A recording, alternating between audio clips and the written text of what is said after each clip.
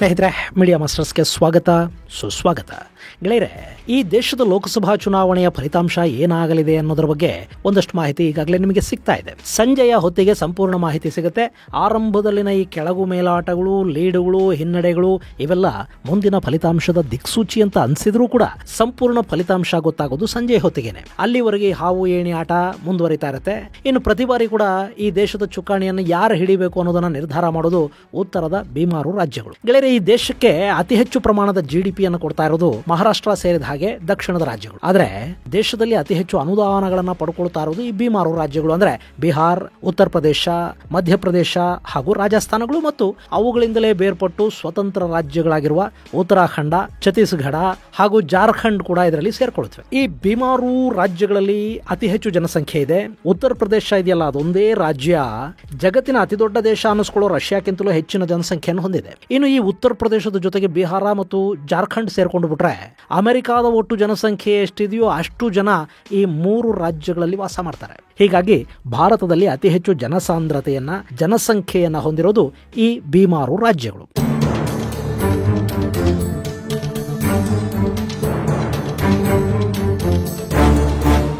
ಇಲ್ಲಿ ದೇಶಕ್ಕೆ ಇವುಗಳ ಆರ್ಥಿಕ ಕೊಡುಗೆ ಕಡಿಮೆನೇ ಇದ್ರೂ ಕೂಡ ದೇಶದ ರಾಜಕೀಯವನ್ನ, ದೇಶದಲ್ಲಿ ಯಾರು ಅಧಿಕಾರವನ್ನ ಹಿಡಿಬೇಕು ಅನ್ನೋದನ್ನ ನಿರ್ಧಾರ ಮಾಡೋದು ಇದೇ ಬೀಮಾರು ರಾಜ್ಯಗಳು. ಯಾಕೆಂದ್ರೆ ಉತ್ತರ ಪ್ರದೇಶದಲ್ಲಿ 80 ಲೋಕಸಭಾ ಸ್ಥಾನಗಳಿವೆ, ಬಿಹಾರದಲ್ಲಿ 40, ಜಾರ್ಖಂಡಲ್ಲಿ 14, ಛತ್ತೀಸ್ಗಢದಲ್ಲಿ 11, ಮಧ್ಯಪ್ರದೇಶದಲ್ಲಿ 29, ರಾಜಸ್ಥಾನದಲ್ಲಿ 25, ಉತ್ತರಾಖಂಡದಲ್ಲಿ 5 ಕ್ಷೇತ್ರಗಳಿವೆ. ಅಲ್ಲಿಗೆ ಒಟ್ಟು 204 ಕ್ಷೇತ್ರಗಳನ್ನ ಈ ರಾಜ್ಯಗಳು ಹೊಂದಿವೆ. ಅಂದ್ರೆ ಈ 7 ರಾಜ್ಯಗಳು ಒಟ್ಟು ಸಂಸತ್ ಸ್ಥಾನಗಳ ಪೈಕಿ 38.6% ಪಾಲನ್ನು ಪಡ್ಕೊಂಡು ಬಿಡುತ್ತವೆ. ಸದ್ಯಕ್ಕೆ ಎಕ್ಸಿಟ್ ಪೋಲ್ಗಳಲ್ಲಿ ಉತ್ತರ ಪ್ರದೇಶದಲ್ಲಿ ಬಿಜೆಪಿ ಮತ್ತದರ ಮಿತ್ರಕೂಟ 68 ಸ್ಥಾನಗಳನ್ನ ಗೆಲ್ಲಬಹುದು ಅಂತ ಹೇಳ್ತಾ ಇದ್ದಾರೆ. ಬಿಹಾರದಲ್ಲಿ 26, ಜಾರ್ಖಂಡಲ್ಲಿ 12, ಛತ್ತೀಸ್ಗಢದಲ್ಲಿ 10, ಮಧ್ಯಪ್ರದೇಶದಲ್ಲಿ 28, ರಾಜಸ್ಥಾನದಲ್ಲಿ 22 ಹಾಗೂ ಉತ್ತರಾಖಂಡ್ನಲ್ಲಿ 5ಕ್ಕೆ 5 ಸೀಟುಗಳನ್ನ NDA ಪಡ್ಕೊಂಡು ಬಿಡುತ್ತೆ ಅಂತ ಸಮೀಕ್ಷೆಗಳು ಹೇಳ್ತಾ ಇವೆ. ಅಲ್ಲಿಗೆ ಈ ಎಕ್ಸಿಟ್ ಪೋಲ್ನ ಪ್ರಕಾರ ಈ ರಾಜ್ಯಗಳ ಒಟ್ಟು 204 ಸ್ಥಾನಗಳ ಪೈಕಿ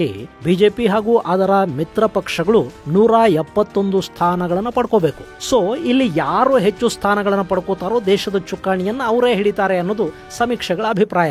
ಆದ್ರೆ ಮತದಾನೋತ್ತರ ಸಮೀಕ್ಷೆಗಳನ್ನ ಇಂಡಿ ಕೂಟದ ನಾಯಕರು ಸಂಪೂರ್ಣವಾಗಿ ಒಪ್ತಾ ಇಲ್ಲ.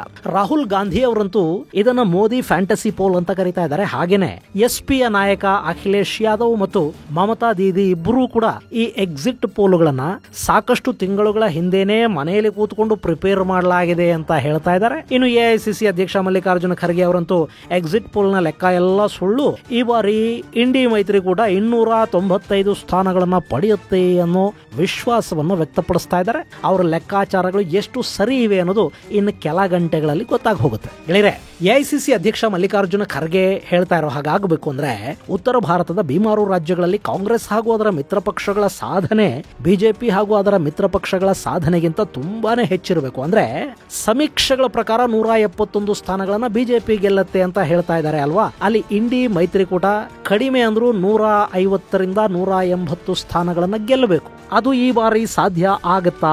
ಸಾಧ್ಯ ಆಗಬೇಕು ಅಂದ್ರೆ ಅಲ್ಲಿ ಕಾಂಗ್ರೆಸ್ ಪಕ್ಷದ ಉಚಿತಗಳು, ಪ್ರತಿ ವರ್ಷ ಮಹಿಳೆಯರ ಅಕೌಂಟಿಗೆ 1 ಲಕ್ಷ ರೂಪಾಯಿ, ಜಾತಿ ಗಣತಿ, ಅಗ್ನಿವೀರ ಸ್ಕೀಮ್ ಅನ್ನ ರದ್ದು ಮಾಡೋದು, ಇವೆಲ್ಲವನ್ನ ಜನ ಸೀರಿಯಸ್ ಆಗಿ ತಗೋಬೇಕು. ಮತ್ತು ಮುಸ್ಲಿಂ ಮತಗಳ ಜೊತೆಗೆ ದಲಿತ, ಹಿಂದುಳಿದ ಮತಗಳು ಕೂಡ ಕಾಂಗ್ರೆಸ್ ಮೈತ್ರಿಕೂಟವನ್ನು ಬೆಂಬಲಿಸಬೇಕು. ಇದೇನಾದ್ರೂ ಸಾಧ್ಯ ಆದ್ರೆ ಅಲ್ಲಿ ಬಿಜೆಪಿ ಮೈತ್ರಿಕೂಟವನ್ನು ಕಟ್ ಹಾಕೋದಕ್ಕೆ ಸಾಧ್ಯ ಆಗುತ್ತೆ.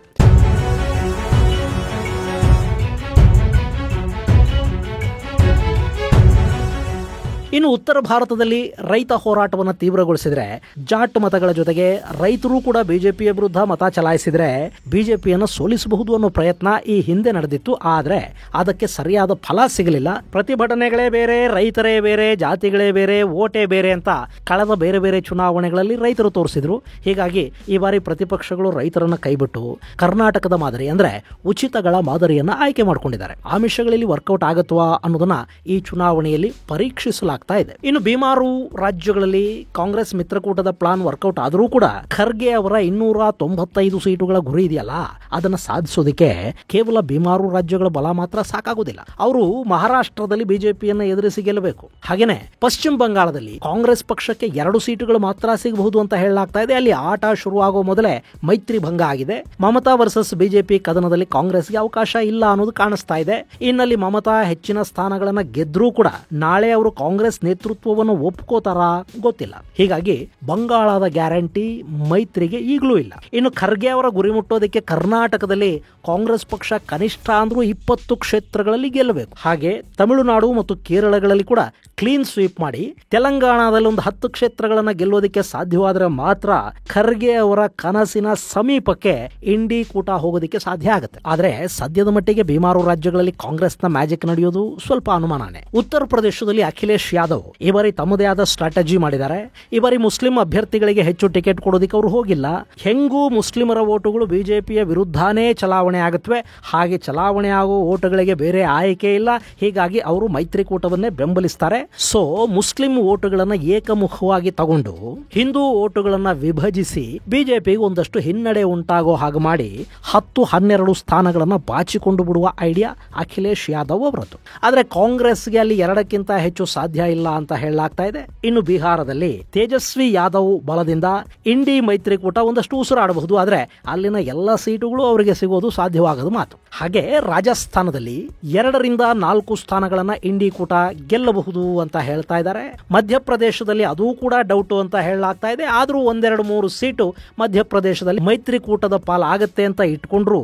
ಜಾರ್ಖಂಡ್ ಮತ್ತು ಛತ್ತೀಸ್ಗಢದಲ್ಲಿ ಇಂಡಿ ಕೂಟದ ಪಾಲಿಗೆ 50% ಸೀಟುಗಳು ಬಂದವು ಅಂತ ನಾವು ಇಟ್ಟುಕೊಂಡ್ರೂ ಕೂಡ ಅವರಲ್ಲಿ 150-200 ಸೀಟುಗಳನ್ನ ದಾಟೋದು ಕಷ್ಟ ಆಗುತ್ತೆ. ಆದ್ರೆ ಇಲ್ಲಿ ಗಮನಿಸಬೇಕಾದ ವಿಷಯ ಏನು ಅಂದ್ರೆ, ಕಳೆದ ಬಾರಿ ಕಾಂಗ್ರೆಸ್ ಮೈತ್ರಿಕೂಟದ ಅಭ್ಯರ್ಥಿಗಳು ಸಾಕಷ್ಟು ಕ್ಷೇತ್ರಗಳಲ್ಲಿ 1 ಲಕ್ಷಕ್ಕಿಂತ ಹೆಚ್ಚು ಮತಗಳ ಅಂತರದಿಂದ ಸೋಲನ್ನು ಕಂಡಿದ್ದಾರೆ. ಅದರಲ್ಲೂ ಈ ಬಿಮಾರು ರಾಜ್ಯಗಳಿವೆಯಲ್ಲ, ಇಲ್ಲಿ ಸೋತ ಮತ್ತು ಗೆದ್ದ ಅಭ್ಯರ್ಥಿಗಳ ನಡುವಿನ ಅಂತರ 2 ಲಕ್ಷಕ್ಕಿಂತ ಹೆಚ್ಚಿದೆ. 5,000, 10,000 ಅಂತರದ ಗೆಲುವಿನ ಕ್ಷೇತ್ರಗಳ ಸಂಖ್ಯೆ ತುಂಬಾ ಕಡಿಮೆ. ಹೀಗಾಗಿ ಸ್ವಿಂಗ್ ಓಟುಗಳು ದೊಡ್ಡ ಮಟ್ಟದಲ್ಲಿ ಇಲ್ಲಿ ಕೆಲಸ ಮಾಡುತ್ತವೆ ಅಂತ ಅನ್ಸೋದಿಲ್ಲ. ಇನ್ನು ಲಕ್ಷಾಂತರ ಮೆಜಾರಿಟಿಯನ್ನು ತಾರುಮಾರು ಮಾಡೋ ಶಕ್ತಿ, ಅದಕ್ಕೆ ಬೇಕಾದ ಪ್ರಬಲ ವಿಷಯ ಕೂಡ ಈ ಬಾರಿ ಯಾವುದು ಕಾಣಲಿಲ್ಲ.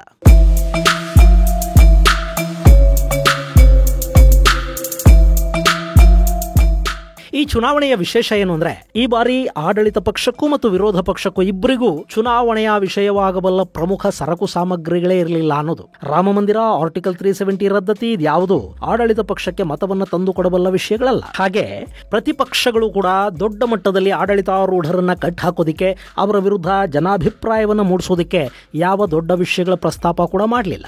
ಆರಂಭದಲ್ಲಿ ಇಂಡಿ ಕೂಟ ಶುರುವಾದಾಗ ಇದ್ದ ವಾತಾವರಣ ಕೆಲವೇ ದಿನಗಳಲ್ಲಿ ಕರಗುತ್ತಾ ಹೋಯಿತು. ಕಾಂಗ್ರೆಸ್ ಅದೇ ಕುಟುಂಬ ರಾಜಕಾರಣ ಗಾಂಧಿ ನಿಷ್ಠೆಗೆ ಒಳಗಾದ ಪರಿಣಾಮ ಅಲ್ಲಿಂದ ನಿತೀಶ್ ಹೊರ ಹೋದ್ರು. ಅದರ ಬೆನ್ನಲ್ಲೇ ಮಮತಾ ಕೂಡ ಇಲ್ಲಿ ಜಮತಾ ನೈ ಅಂತ ಪ್ರತ್ಯೇಕವಾಗಿ ಚುನಾವಣೆಗಳನ್ನು ಎದುರಿಸೋದಕ್ಕೆ ಮುಂದಾದ್ರು. ಇನ್ನು ದೇಶದ ಬೇರೆ ಬೇರೆ ಕಡೆ ಕಮ್ಯುನಿಸ್ಟರು ಮೈತ್ರಿಯನ್ನ ಬೆಂಬಲಿಸಿದ್ರೂ ಕೂಡ ಕೇರಳದಲ್ಲಿ ನಾವು ಸಪರೇಟು ಅಂತ ತೋರಿಸ್ಕೊಂಡ್ರು. ಇನ್ನು ಉತ್ತರ ಪ್ರದೇಶದಲ್ಲಿ ಬೆಹನ್ ಮಾಯಾವತಿ ಅವರನ್ನ ಇಂಡಿ ಕೂಟ ಹತ್ತಿರಕ್ಕೆ ಬಿಟ್ಕೊಳ್ಳಿಲ್ಲ. ಇಂಡಿ ಕೂಟದಲ್ಲಿದ್ದ RLD ಹೆಚ್ಚು ದಿನ ಅಲ್ಲಿ ಉಳಿಲಿಲ್ಲ. ಅಲ್ಲಿಗೆ ಅಧಿಕಾರಕ್ಕೆ ಮೊದಲೇ ಮೈತ್ರಿಯಲ್ಲಿ ಬಿರುಕು ಕಾಣಿಸಿಕೊಂಡ ಹಾಗಾಯ್ತು. ಇನ್ನು ಆಡಳಿತ ಪಕ್ಷವನ್ನ ಕಟ್ ಹಾಕೋದಕ್ಕಿದ್ದ ಸಾಕಷ್ಟು ಅವಕಾಶಗಳನ್ನ ಮೈತ್ರಿಕೂಟ ಸರಿಯಾಗಿ ಬಳಕೆ ಮಾಡಿಕೊಳ್ಳೋದ್ರಲ್ಲಿ ಕೂಡ ವಿಫಲ ಆಯಿತು. ಇನ್ನು ಕರ್ನಾಟಕದಲ್ಲಿ ಕಾಂಗ್ರೆಸ್ ಪಕ್ಷನೇ ಅಧಿಕಾರದಲ್ಲಿದ್ರೂ ಕೂಡ ಅಲ್ಲಿ ಒಂದೇ ವರ್ಷದಲ್ಲಿ ಆಂಟಿ ಇನ್ಕಂಬೆನ್ಸಿ ಕಾಣ್ತಾ ಇದೆ. ತೆಲಂಗಾಣದಲ್ಲೂ ಪರಿಸ್ಥಿತಿ ಅದಕ್ಕಿಂತ ಭಿನ್ನವಾಗೇನಿಲ್ಲ. ಕಾಂಗ್ರೆಸ್ನ ಉಚಿತಗಳು ಅವರಿಗೆ ಒಂದಷ್ಟು ಮತಗಳನ್ನ ಸೆಳೆದು ಕೊಡುತ್ತವೆ ಅನ್ನೋದು ನಿಜಾನೇ, ಆದ್ರೂ ಅಷ್ಟೇ ಪ್ರಮಾಣದ ಮತಗಳು ದೂರ ಆಗೋ ಸಾಧ್ಯತೆಗಳನ್ನು ಕೂಡ ಇದು ಸೃಷ್ಟಿ ಮಾಡಿದೆ. ಹೀಗಾಗಿ ಪ್ರತಿಪಕ್ಷಗಳ ಮೈತ್ರಿಕೂಟಕ್ಕೆ ಯಾವ ಸಮೀಕ್ಷೆಯೂ ಗೆಲುವಿನ ಭರವಸೆಯನ್ನ ಕೊಡ್ತಾ ಇಲ್ಲ. ಇನ್ನು ಈ ಬಾರಿ ಪ್ರತಿಪಕ್ಷಗಳಿಗೆ ಅಧಿಕಾರಕ್ಕೆ ಇರೋದಕ್ಕೆ ಬೇಕಾದ ಸ್ಥಾನಗಳು ಬರಲಿಲ್ಲ ಅಂದ್ರೆ ಅವರು ನಿರಾಸೆ ಪಟ್ಕೋಬೇಕಾದ ಅಗತ್ಯ ಕೂಡ ಇಲ್ಲ. ಯಾಕೆಂದ್ರೆ ಕಾಂಗ್ರೆಸ್ ಕಳೆದ ಬಾರಿಗಿಂತ ಹೆಚ್ಚು ಸ್ಥಾನಗಳನ್ನ ಗಳಿಸ್ಕೊಂಡ್ರೆ ಅವರಿಗೆ ಅಧಿಕೃತ ವಿರೋಧ ಪಕ್ಷದ ಸ್ಥಾನ ಸಿಗುತ್ತೆ. ಅವರು ಅದಕ್ಕೆ ಬೇರೆ ಯಾರನ್ನು ಖಂಡಿತ ಆಯ್ಕೆ ಮಾಡೋದು ಡೌಟು. ತಮ್ಮ ಯುವರಾಜನನ್ನೇ ತಂದು ಕೂಡಿಸ್ತಾರೆ. ಅಲ್ಲಿಗೆ ವಿರೋಧ ಪಕ್ಷದ ನಾಯಕ ಅಂದ್ರೆ ಶಾಡೋ ಪ್ರೈಮ್ ಮಿನಿಸ್ಟರ್ರೇ. ಹೀಗಾಗಿ ಒಂದಷ್ಟು ರಾಜಕೀಯ ಅನುಭವ ಕೂಡ ರಾಹುಲ್ ಗಾಂಧಿ ಅವರಿಗೆ ಸಿಗುತ್ತೆ. ಇನ್ನು ರಾಹುಲ್ ಗಾಂಧಿ ವೈಯಕ್ತಿಕವಾಗಿ ತುಂಬಾ ಒಳ್ಳೆ ಮನುಷ್ಯ ಅಂತ ಸಾಕಷ್ಟು ಜನ ಹೇಳ್ತಾರೆ. ಆದ್ರೆ ರಾಜಕೀಯ ಅನುಭವ ಕಡಿಮೆ ಇದೆ, ಕಲಿಬೇಕಾಗಿರೋದು ಸಾಕಷ್ಟಿದೆ. ಸುತ್ತ ಇರೋ ಅಡ್ವೈಸರ್ಗಳನ್ನ ಆಯ್ಕೆ ಮಾಡ್ಕೊಳ್ಳುವಾಗ ಅವರು ಇನ್ನೂ ಹೆಚ್ಚಿನ ಪ್ರಬುದ್ಧತೆಯನ್ನು ತೋರಿಸ್ಕೋಬೇಕಾದ ಅಗತ್ಯ ಖಂಡಿತ ಇದೆ. ಆದರೆ ಗೆಳೆಯರೆ, ಈ ಚುನಾವಣಾ ಫಲಿತಾಂಶ ಅನ್ನೋದು ಅಧ್ಯಯನಕ್ಕೆ ತುಂಬಾ ಉಪಯುಕ್ತವಾಗುವ ಸ್ಟಡಿ ಮೆಟೀರಿಯಲ್. ಇಲ್ಲಿ ಈ ಬಾರಿ ಬರಲಿರುವ ಫಲಿತಾಂಶ ಇದೆ ನೋಡಿ, ಇದು ರಾಜಕೀಯ ಪಕ್ಷಗಳ ಯೋಚನಾ ಶೈಲಿಯನ್ನ ಬದಲಿಸುತ್ತೆ. ಇವತ್ತು ನೀವು ಯಾರನ್ನ ಅಲ್ಪಸಂಖ್ಯಾತರ ಪರ ಅಂತ ಅಂದ್ಕೋತಾ ಇದ್ದೀರಿ, ಅವರು ಮುಂದೆ ಅಲ್ಪಸಂಖ್ಯಾತರನ್ನ ಸಂಪೂರ್ಣವಾಗಿ ಕೈ ಬಿಡಬಹುದು ಅಥವಾ ಇನ್ನಷ್ಟು ಓಲೈಕೆಯನ್ನ ಹೆಚ್ಚು ಮಾಡಬಹುದು. ಯಾರನ್ನ ಹಿಂದೂ ಹೋರಾಟಗಾರರು ಅಂತ ಅಂದ್ಕೋತಾ ಇದ್ದೀರಿ, ಅವರು ಸೆಕ್ಯುಲರ್ ಆಗೋದಕ್ಕೆ ಪ್ರಯತ್ನ ಕೂಡ ಪಡಬಹುದು. ಎಲ್ಲ ಕೂಡ ಅಂತಿಮ ಫಲಿತಾಂಶದ ಮೇಲೆ ಆಧಾರ ಪಟ್ಟಿದೆ. ಅದರ ಬಗ್ಗೆ ಫಲಿತಾಂಶ ಪೂರ್ತಿಯಾಗಿ ಬಂದ ನಂತರ ನೋಡೋಣ. ಮುಂದಿನ ಸಂಚಿಕೆಯಲ್ಲಿ ಮತ್ತಷ್ಟು ವಿಶೇಷಗಳ ಜೊತೆ ಮತ್ತೆ ಭೇಟಿಯಾಗೋಣ. ಅಲ್ಲಿವರೆಗೆ ಜೈ ಹಿಂದ್, ಜೈ ಕರ್ನಾಟಕ.